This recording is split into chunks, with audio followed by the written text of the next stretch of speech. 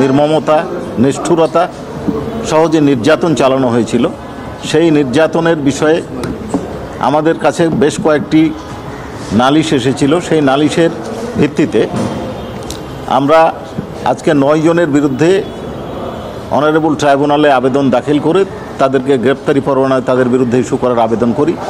এই 9 জনের মধ্যে 4 জন বিভিন্ন মামলায় জেল হাজতে থাকায় তাদেরকে এই মামলায় সোনারেস্টের আবেদন করেছি। উভয় আবেদন অনারেবল ট্রাইব্যুনাল মঞ্জুর করে যে 5 জন গ্রেপ্তার নাই তাদের বিরুদ্ধে ডাব্লিউএ ইস্যু করেছেন এবং 4 জনের বিরুদ্ধে এই যারা বিভিন্ন মামলায় গ্রেপ্তার আছে তাদেরকে সোনারেস্ট করে মঞ্জুর করে তাদেরকে আদালতে হাজির করানোর নির্দেশ দিয়েছেন।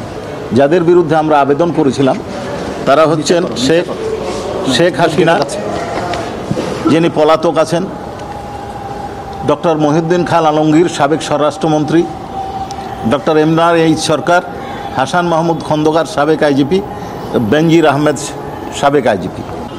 এর বাইরে ইমরান এইচ সরকার গণজাগরণ মঞ্চের মুখপাত্র হিসাবে সে নিজে সরকারের যে সমস্ত ঊর্ধ্বতন কর্তৃপক্ষ, প্রাইম মিনিস্টার থেকে শুরু করে স্বরাষ্ট্রমন্ত্রী, র্যাবের প্রধান এবং পুলিশের কর্মকর্তাদের সাথে বিভিন্ন সময় বৈঠক করে এই শাপলা চত্বরে যে পরিচালিত অভিযান ছিল সেটির পরিকল্পনায়ও তিনি অংশগ্রহণ করেছিলেন।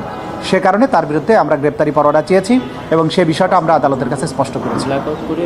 এবং আপনারা জানেন যে বাংলাদেশের ইতিহাসের বাঁক পরিবর্তনকারী একটা ঘটনা ছিল শাপলা চত্বরের গণহত্যা, এবং এই গণহত্যার মাধ্যমে বাংলাদেশের প্রতিবাদের যে সর্বশেষ একটা আশার প্রদীপ ছিল যে ধর্মীয় সংখ্যা গরিষ্ঠ যে সমস্ত সম্প্রদায় তারা তাদের ধর্মীয় অধিকারের ব্যাপারে যে সোচ্চার ছিল এই তদানীন্তন ফ্যাসিস্ট সরকারের বিরুদ্ধে, তা কিন্তু চিরতরে স্তব্ধ করে দেওয়া হয়। এটা তদন্তাধীন আছে, কতজন আসলে নিহত হয়েছিলেন সেই বিষয়টা আমাদের তদন্ত সংস্থা বের করবেন, কারণ ইতিপূর্বে কারো পক্ষ থেকে সুনির্দিষ্ট সেইভাবে সংখ্যা আমাদের কাছে যা এসছে এগুলো তদন্ত সংস্থা যাচাই বাছাই করে দেখছে। সুতরাং আমরা আজকেই বলতে পারছি না টোটাল কত লোক সেদিন নিহত হয়েছিলেন। তদন্ত শেষে যখন রিপোর্ট আমরা দেব সেদিন আমরা বলে দেব আসলে কত লোক সেদিন নিহত হয়েছিলেন।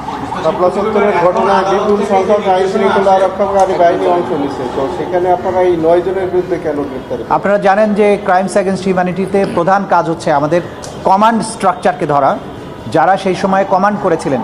আপনারা জানেন যে প্রাইম মিনিস্টার পার্লামেন্টে পরবর্তীতে বলেছিলেন যে এরা রং মেখে শুয়েছিল, তার মানে এটা তিনি জানতেন, জানার পরেও তারা এই ধরনের তুচ্ছ-তাচ্ছিল্য করা তার নির্দেশ এবং পরিকল্পনায় এটা হয়েছিল।